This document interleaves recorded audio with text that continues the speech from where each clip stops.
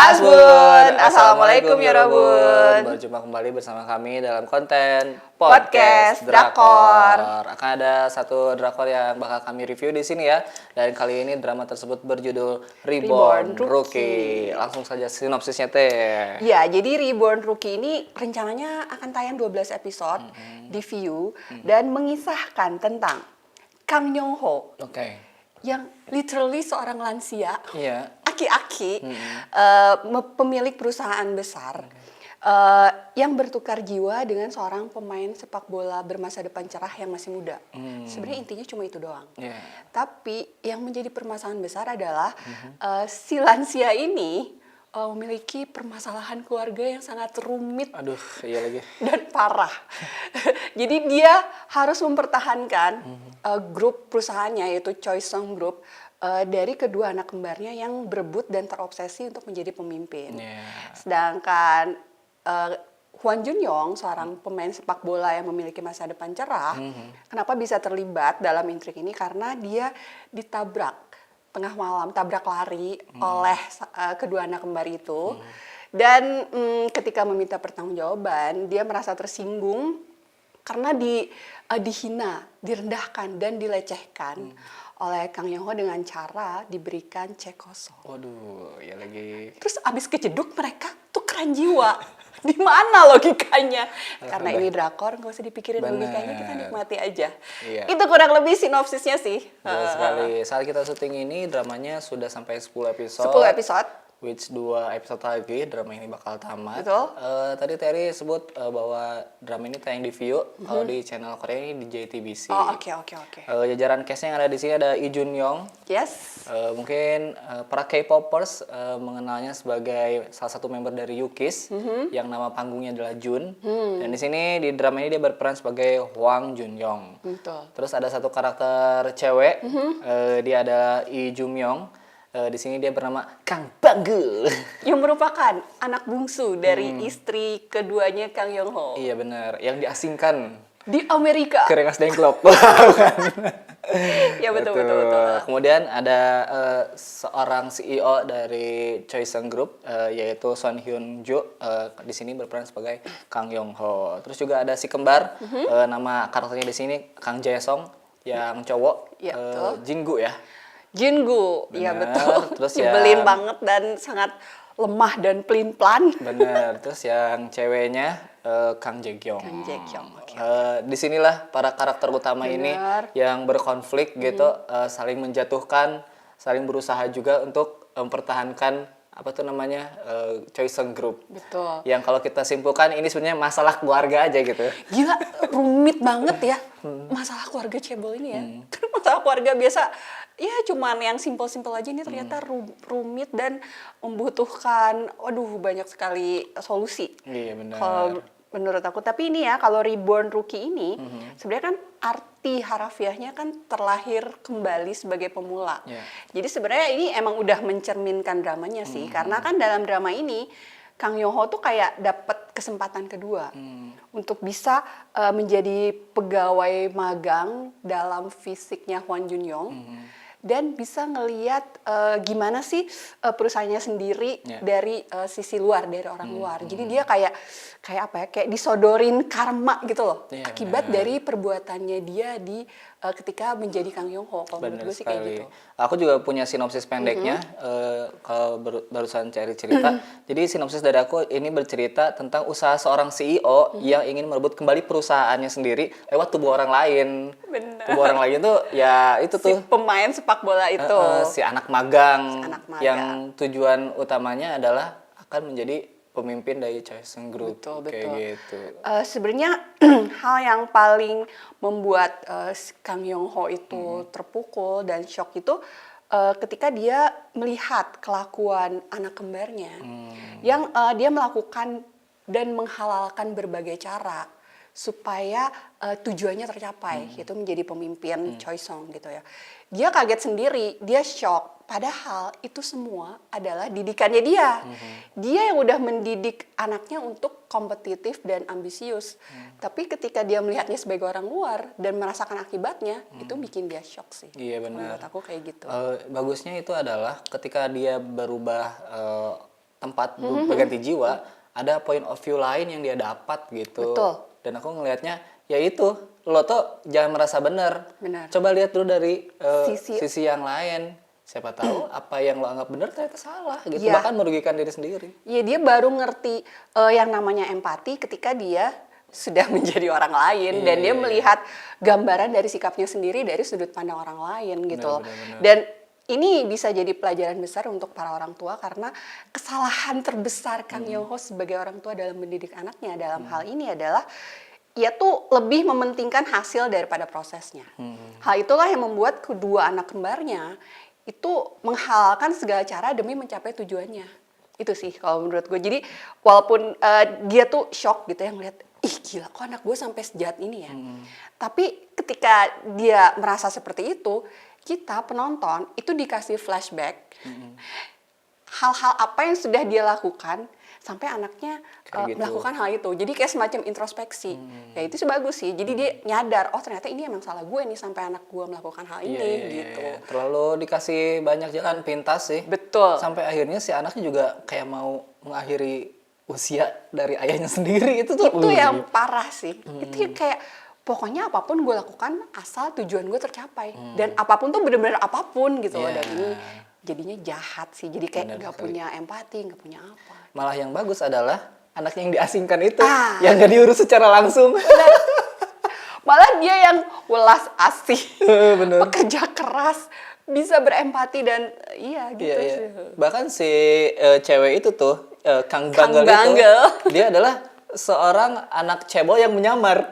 Akhirnya ya, Iya kan? sama-sama anak magang gitu kan. Iya. Jadi kayak ada derajatnya sedikit lah kayak gitu. Ada racin, betul. Nah, aku tuh nonton Reborn Rookie setelah beres nonton Teach You a Lesson. Oh gitu. Iya sih Aku gue juga. tuh nonton Teach You a Lesson tuh banyak satisfying momennya. Ketika protagonis akhirnya mengalahkan si Benar. antagonis. Di Reborn Rookie, aku tuh merasakan satisfying itu gitu. Di tiap episode pasti aja ada momen di mana si Hwang Jun Yongnya kayak berhasil mengalahkan si saudara kembar ini dengan cara apapun. Aku mikir kayak apa ini lagi trennya ya, drama-drama ini ngasih Pembalasan dendam. satisfying momen di mana akhirnya itu si jahatnya kalah kayak gitu. Bener. Emang sih hal yang paling menarik dalam drama ini itu emang intrik-intrik politik yang terjadi di dalam perusahaan yang mana sebenarnya gue nggak terlalu paham juga sih. Kayak ini apa? Ini ngomongin apa? Jadi Bener. kan kayak terlalu buat gue yang tidak mengerti dunia bisnis ya, ini kayak terlalu jauh ngomongnya 300 juta dolar. Iya. Sedangkan rupiah kita Udah nggak masuk ya. Nggak kita. masuk. Kita tidak ada di atmosfer sana ya bener gitu. udah masuk gitu. Jadi ngomong, wah dana gelap sekian ratus juta yang ada.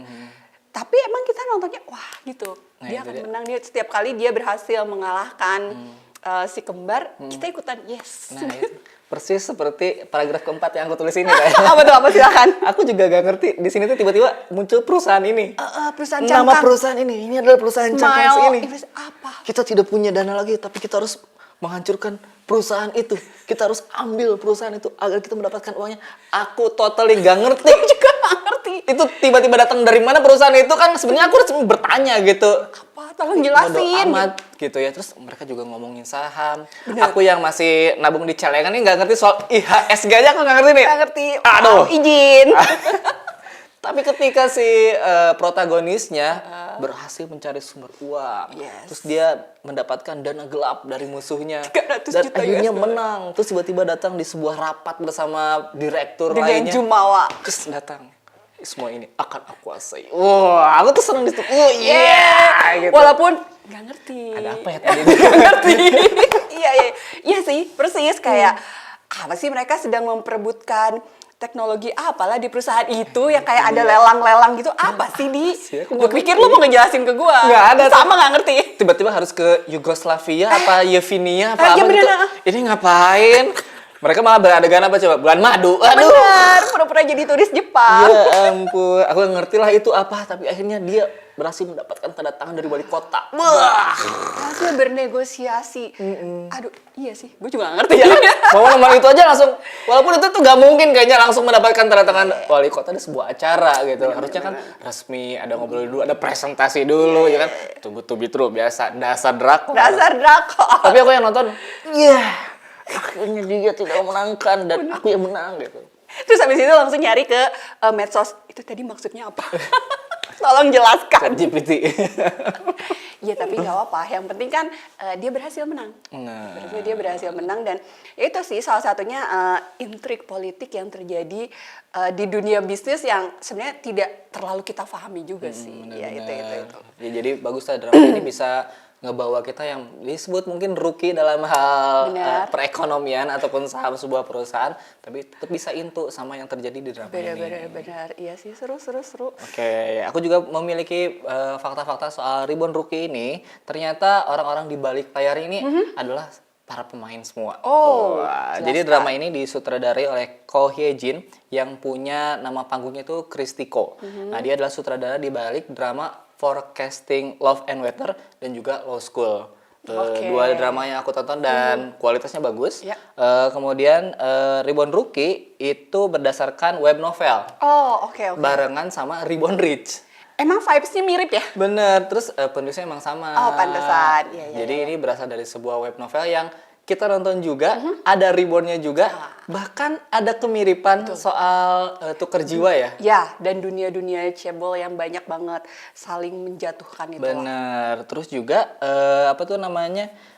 kreator dari drama ini adalah Kim Sun Ok. Nah, Kim Sun Ok ini adalah penulis drama dari drama yang paling ribet di dunia. Apakah itu? Berjudul Penthouse. Aduh. Di mana Penthouse itu punya 3 season, 1, 2, 3 gitu, dan semuanya membingungkan. Dan itu tuh masalah kayak keluarga gitu loh. Masalah keluarga. Tipikal drakor makjang. Iya. Makanya disatuin di Reborn Rookie ini jadinya cocok. Bagus banget. Iya, cocok lah. Jadi buat yang pernah nonton Reborn Rich mungkin atau Law School atau juga yang lainnya, ini emang ada unsur itu-itunya gitu. Buat yang butuh panadol karena pusing, ribet, tapi masih tetap satisfying, bisa nonton drama ini. Betul sekali. Tapi kalau gue boleh menyampaikan, ada sedikit hal yang mengganjal dalam drama ini. Oke, apa tuh? Gue sih sedikit menyayangkan. Kenapa karakter Kang Banggel di drama ini tuh dibikinnya cewek. Sedangkan Hwan Junyoung itu kan seganteng itu. Jadi setiap kali ada adegan Kang Banggelnya ngerasa baper, gue kayak disturbing gitu karena kan ini lagi. Bapak lu gitu loh. Jadi itu literally dia kan aki-aki dan lansia dan dia adalah bapaknya gitu. Jadi ya kenapa anaknya nggak dibikin cowok aja sebenarnya? Ya namanya gue sotoy kan ya. Ya mohon maaf. Jadi tolong Hwan Junyoungnya jangan sok kegantengan gitu. Karena kita jadinya kurang nyaman gitu kan liatnya. Ya bertindak layaknya aki-aki aja gitu. Aku juga kurang nyaman ya ketika Kang Banggelnya tuh terpesona gitu. Ya siapa yang gak baper dia? Iya, jangan dulu itu bapak lo gitu. Ada satu momen di mana mereka mau ke negara lain itu. Yang di pesawat bukan? Di pesawat bisnis, kelas bisnis gitu. Tertidur? Kan. Nah, itu tuh ada momen si bapaknya Kang Yong Ho ngeliatin anaknya. Untungnya di momen itu si Banggelnya jadi anak kecil. Betul. Kang Yong Ho-nya jadi Kang Yong Ho beneran.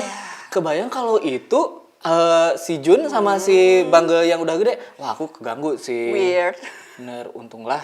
Sejauh ini juga tidak ada adegan kiss atau apa gitu. Aduh, cuma adegan jatuh gitu doang. Dan alhamdulillahnya juga si Junnya tuh nggak yang bukan gitu ekspresinya, tapi lempeng aja gitu kayak nyelamatin anak gitu. Untungnya gitu. Iya, cuma deh maksudnya ya itu aja sih. Paling yang mengganjalnya kenapa karakter Kang Banggelnya nggak dibikin cowok aja gitu. Jadi kan lebih ke bromance yang ya udahlah, nggak aneh gitu kan. Itu sih untuk yang lainnya sih gue oke-oke aja. Iya, benar. Oke, dan di drama ini juga ada satu aktor yang aktingnya bagus banget. Yaitu Lee Jun Yong atau Jun Yu Kis yang di sini berperan sebagai Hwang Jun Yong dan juga sebenarnya dia berperan sebagai Kang Yong Ho juga. Betul. Aku suka banget acting dia sebagai orang yang ada dua kepribadian ini, bisa dibilang kayak gitu.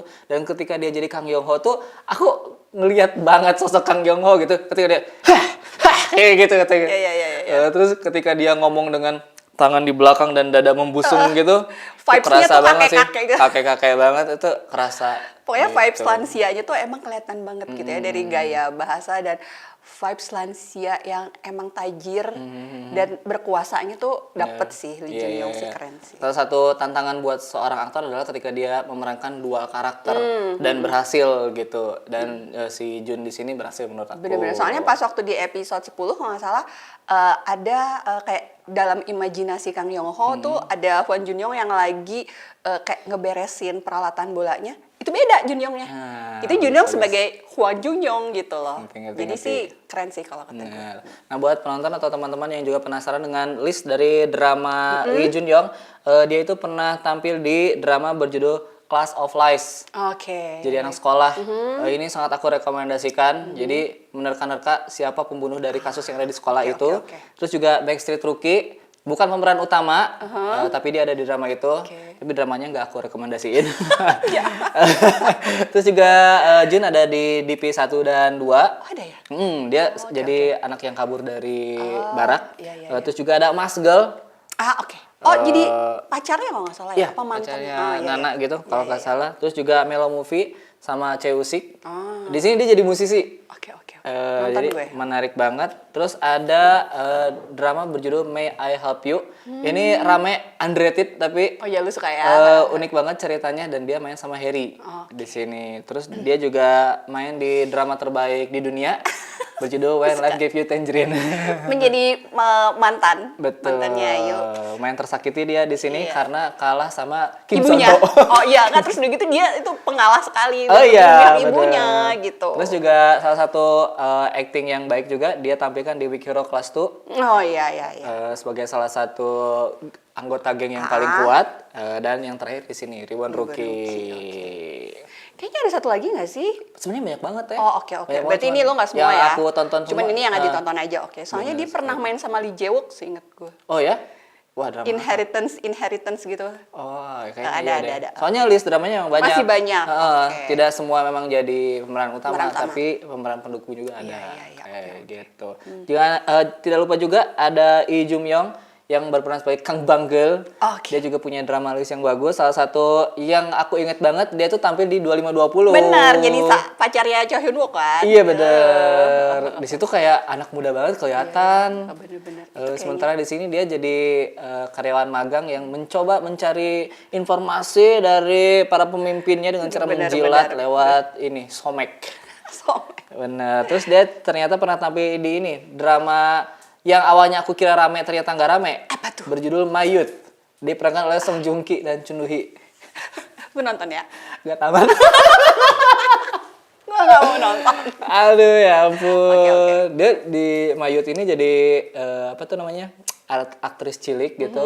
Barengan sama si Joong Ki ciliknya gitu. Dan terakhir yang Reborn Rookie. Oke. Seru. Dan faktanya adalah setiap minggu drakor ini ratingnya naik di.